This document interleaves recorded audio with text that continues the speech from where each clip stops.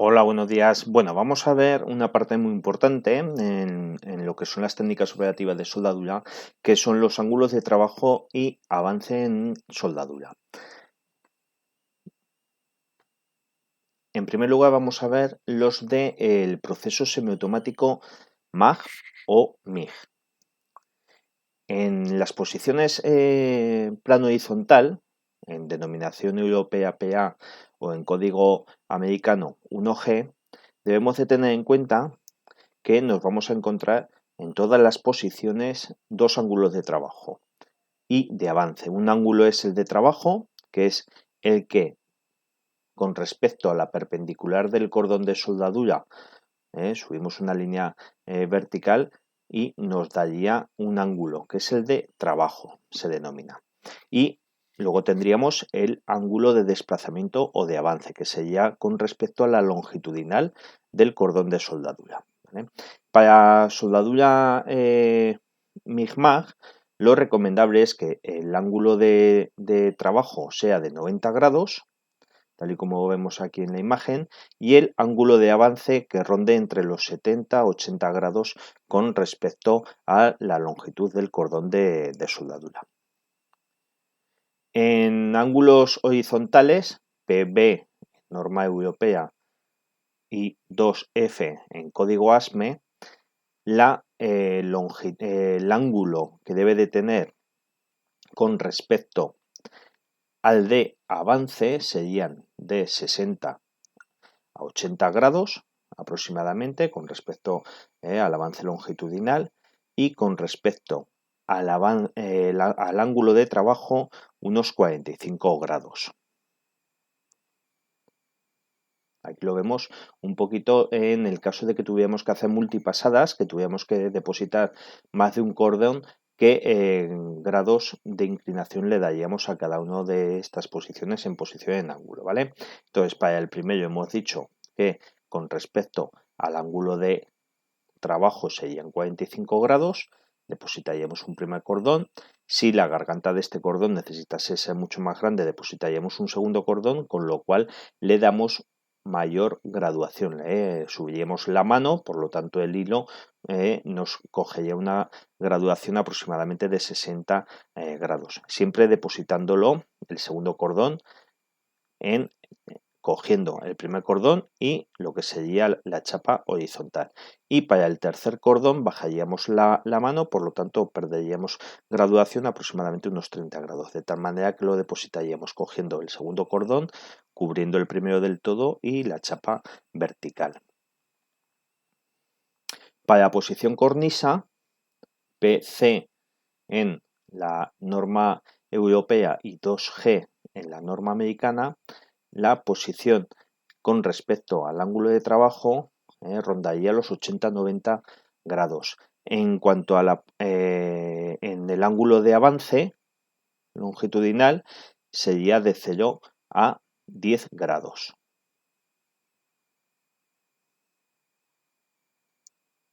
En vertical ascendente, a tope, PF o 3G, la norma americana, el ángulo de trabajo sería de 90 grados y el de desplazamiento de 0 a 10 grados, manteniendo la antorcha siempre casi perpendicular. En ocasiones incluso hay que darle un ángulo contrario. En vertical ascendente en ángulo, la misma inclinación. Ahí deberíamos de hacer un movimiento, tal y como estamos viendo aquí, en el cual retenemos en los extremos y por efecto de la gravedad el material en estado líquido va a ir bajando y se va a ir depositando en el centro. Por lo tanto, solamente haríamos la retención en los extremos y en el centro pasaríamos a una velocidad normal, siempre con el avance hacia arriba ascendente. En cuanto al electrodo revestido, que es otro proceso de soldeo, los ángulos suelen ser muy parecidos a semiautomática. En plano, en PA serían 70 grados de inclinación, 90 también en el de trabajo y 70 en el de avance, ¿vale? Lo único que aquí en el electrodo revestido decir que el sentido de avance es de izquierdas a derechas. en el soldadura semiautomática, el sentido de avance puede ser de izquierdas a derechas, pero lo más habitual es que vayamos de derechas a izquierdas. Eso ya se verá un poquito más adelante, la influencia que tiene cada uno de ellos. Tenemos dos tipos, que es el de cordones, que es el cordón recto y el cordón con oscilación, en el cual tenemos que hacer en electrodo revestido movimiento de avance, movimiento de oscilación transversal con respecto al de avance, en el caso de que hagamos cordones con oscilación, y además el movimiento también descendente. Todo esto manteniendo los grados, aproximadamente esos 70-80 grados de inclinación en el ángulo de desplazamiento. El punto de cebado siempre debe de estar dentro de la zona de soldeo. Nunca ceballemos en la zona fuera de soldeo, ya que esto nos va a producir unos microcráteres que a la larga pueden producir una rotura, una fisura en el cordón de soldadura en la zona adyacente. Por lo tanto, siempre depositaremos el comienzo del cebado en la zona del el sentido de avance del cordón de soldadura y luego lo cubriremos por encima. En el sentido de soldaduras en ángulo, pues lo mismo, tanto el de ángulo de trabajo como el ángulo de avance, pues que tengan aproximadamente los 45 grados. Estamos hablando en electrodo revestido, ya hemos visto con anterioridad los de MAG. Aquí veríamos prácticamente igual, si tenemos que hacer multipasadas, en el cual tengamos que depositar 3 cordones, pues depositaríamos el primero a unos 45 grados.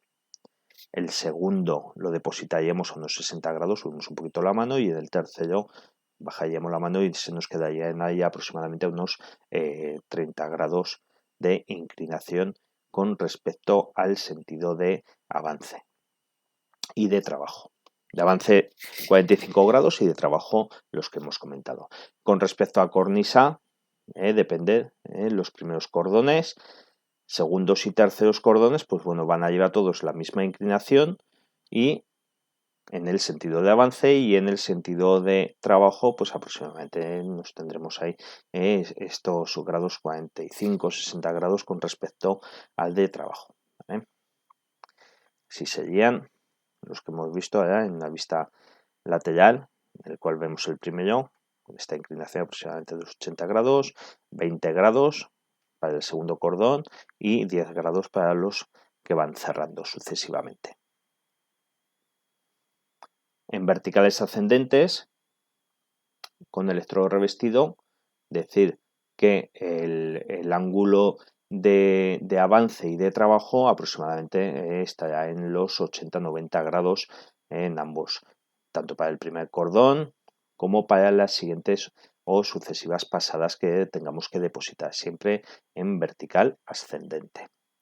En cuanto a las soldaduras en rincón, vamos a ver un poquito las secuencias, cuáles son correctas y cuáles son incorrectas. Nosotros, si tuviéramos que soldar esta pieza, por ejemplo, vemos que si depositamos primero este cordón y luego depositamos este otro, aquí en la esquina se nos queda una zona con falta de fusión. Por lo tanto, esta imagen sería incorrecta y lo recomendable sería hacerlo de esta forma.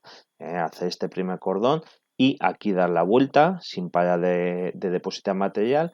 Incluso aquí podríamos parar o ya continuar hasta el fondo. ¿Vale?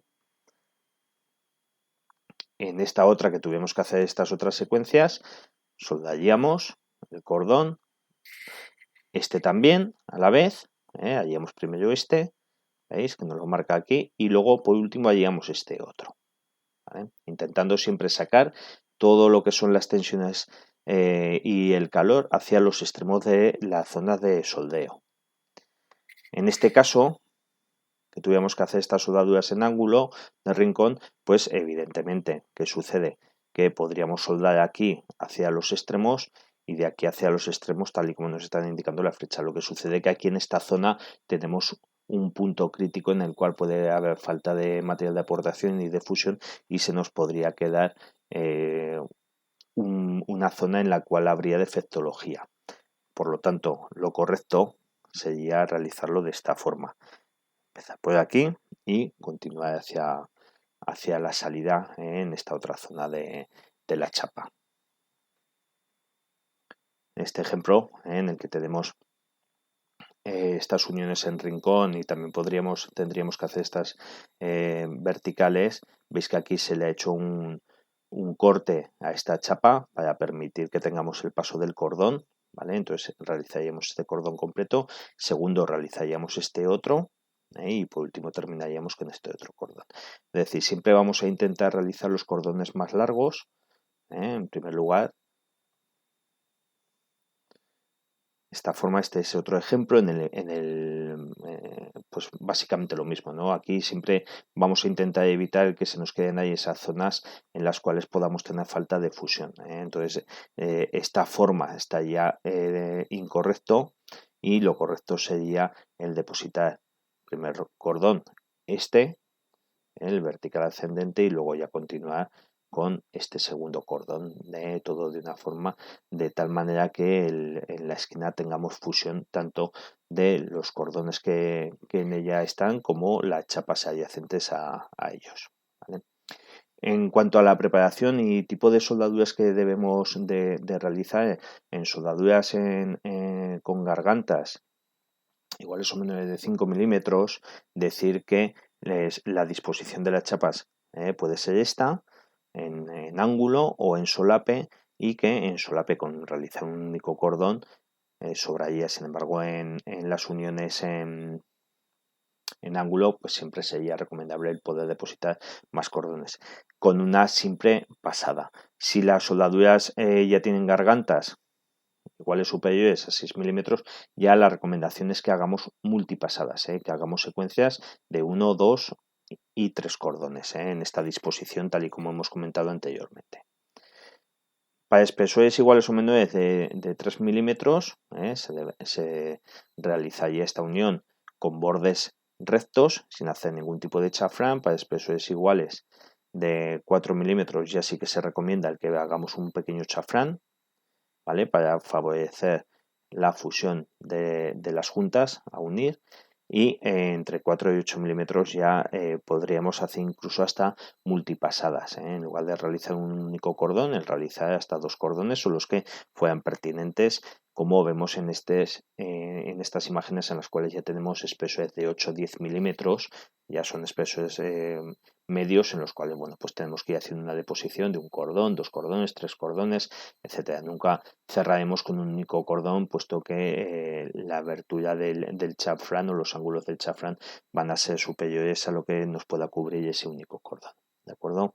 Entonces, bueno, cuanto más espesor tengan las chapas, evidentemente más cantidad de cordones de soldadura deberemos depositar.